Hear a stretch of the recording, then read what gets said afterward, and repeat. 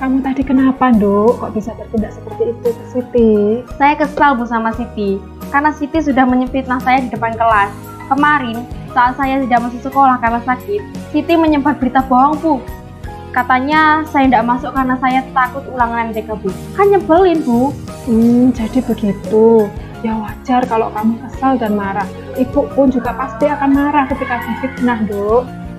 Lalu, Siti tadi kamu apain? Saya marahin lah Bu, saya teriakin di depan kelas, biar semua orang tahu yang sebenarnya itu gimana. Kamu bertindak seperti itu, pasti ada alasannya kan, Nduk? Ya iyalah Bu, kan saya niatnya membela diri. Masa iya saya difitnah diam saja Bu? Iya, wajar ketika kita membela diri dan menjelaskan sesuatu yang sebenarnya. Karena membela diri itu adalah sesuatu yang penting bagimu. Tapi alhamdulillah ya, Nduk, kamu tadi tidak bertindak lebih jauh terhadap Siti. Iya Bu, untung cuma saya teriakin. Kalau enggak Bu, gemes banget. Kesel Bu saya Bu, kesel. Alhamdulillah, Nduk, kamu masih memilih untuk menahan diri. Kamu tidak ingin bertindak lebih jauh lagi terhadap Siti kan, Nduk? Iya Bu. Nah, sekarang mari kita lihat tindakanmu yang sudah membentak-bentak Siti tadi. Kira-kira tindakanmu itu sudah sesuai dengan keyakinan kelas dan prinsipmu tidak, Nduk? Enggak lah Bu, karena marah-marah membuat capek dan tidak menyelesaikan masalah. Jadi, keyakinan atau prinsip mana yang belum sesuai dengan tindakanmu tadi? Ya mungkin prinsip saya bisa menghargai orang lain, tapi tadi saya kebawa emosi jadi tidak bisa menerapkan prinsip itu. Tapi kamu yakin tidak jika menghargai orang lain itu adalah suatu nilai atau prinsip yang penting buat kamu? Ya yakinlah Bu. Iya, Ibu juga setuju dengan kamu bahwa kita harus menghargai sesama. Namun, kita juga memiliki keyakinan yang kita sepakati yang perlu kita lakukan di saat kita sedang marah, kan? Ya saya harus menahan diri dan mengambil waktu sejenak untuk memikirkan langkah selanjutnya. Kira-kira kamu bersedia memperbaiki masalah ini, Nduk? Iya Bu, saya bersedia. Menurutmu, jika kamu memperbaiki masalah ini, kamu akan jadi orang yang seperti apa? Saya akan menjadi orang penyabar dan bertanggung jawab Bu.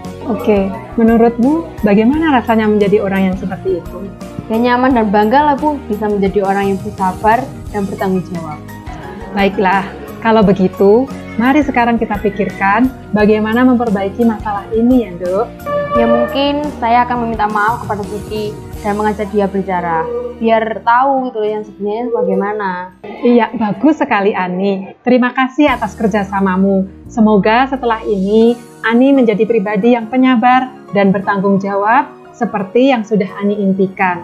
Sekarang silahkan kembali ke kelas ya, Nduk. Ya sudah Bu, terima kasih.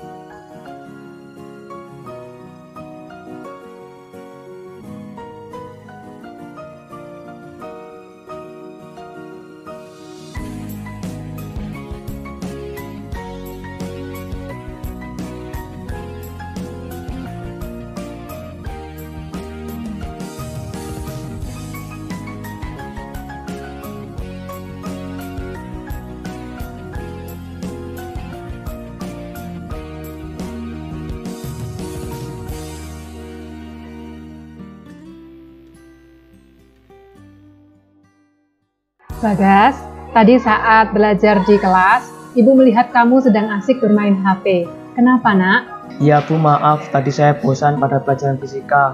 Jadi untuk menghilangkan bosan saya bermain game online Bu. Ada yang lainnya?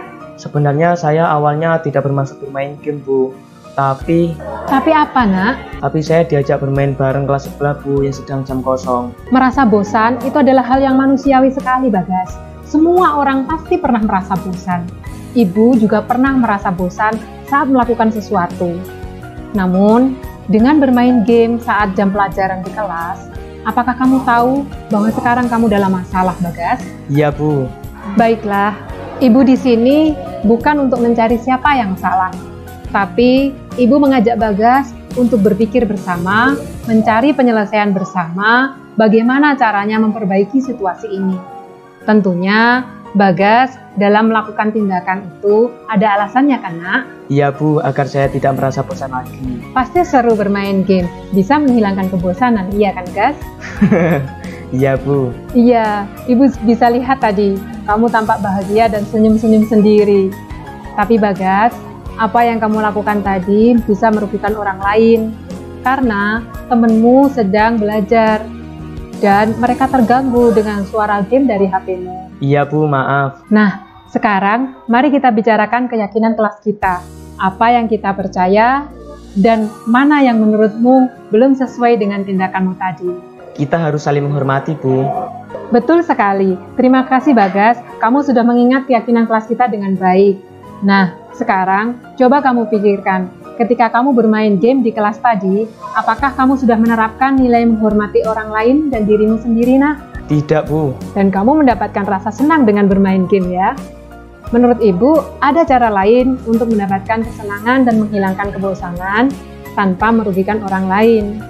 Bagaimana menurutmu, Bagas? Iya Bu, mungkin bisa dengan izin mencuci muka, biar wajah itu bisa menjadi fresh. Iya, betul sekali Bagas. Nah, mulai sekarang, mari kita selalu mengindahkan keyakinan kelas kita. Dan sekarang, apakah Bagas bersedia untuk memperbaiki masalah ini? Iya Bu, saya bersedia. Kalau kamu akan memperbaiki masalah ini, kira-kira nanti Bagas akan menjadi orang yang seperti apa? Saya akan menjadi orang yang disiplin, menghormati orang lain, dan penuh bertanggung jawab Bu. Oke, menurut Bagas, bagaimana rasanya bisa menjadi orang yang seperti itu? Ya nyaman lah Bu, bangga bisa menjadi orang yang disiplin dan bertanggung jawab pada orang lain. Baiklah kalau begitu, mari sekarang kita pikirkan bagaimana caranya memperbaiki masalah ini. Ya Bu, pertama saya minta maaf yang sebesar-besarnya ya Bu atas kesalahan saya ini. Yang kedua, saya berjanji tidak akan mengulanginya lagi.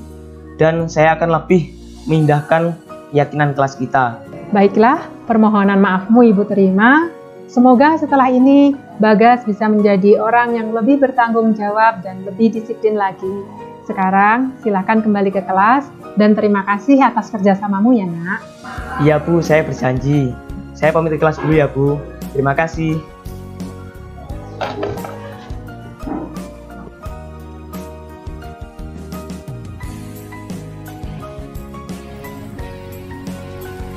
Assalamualaikum warahmatullahi wabarakatuh. Perkenalkan, nama saya Yudan Permana. Saya di SMA Negeri 1 Purworejo sebagai guru BK. Nah, menurut saya aksi nyata yang sudah dilakukan guru kami, terutama dalam melaksanakan segitiga restitusi, menurut saya sudah bagus sekali. Karena dengan melakukan segitiga restitusi, anak akan diajarkan bagaimana anak memahami permasalahan yang sedang dihadapi, di mana nanti anak akan bisa memahami dan melaksanakan kesepakatan yang sudah dilakukan antara anak dengan guru tani. Nah, menurut saya hal ini perlu diterapkan lagi untuk saya maupun guru-guru yang lain agar kedepannya dalam proses penanganan anak yang bermasalah nanti bisa cepat terselesaikan, agar SMA Negeri 1 Purworejo bisa menjadi lebih baik. Itu saja testimoni yang bisa saya berikan. Saya akhiri, wassalamualaikum warahmatullahi wabarakatuh. Setelah melakukan pembimbingan dengan Bu Utami, saya merasa senang, tenang, dan saya mengerti atas kesalahan saya. Dan saya siap memperbaiki diri. Terima kasih Bu Utami.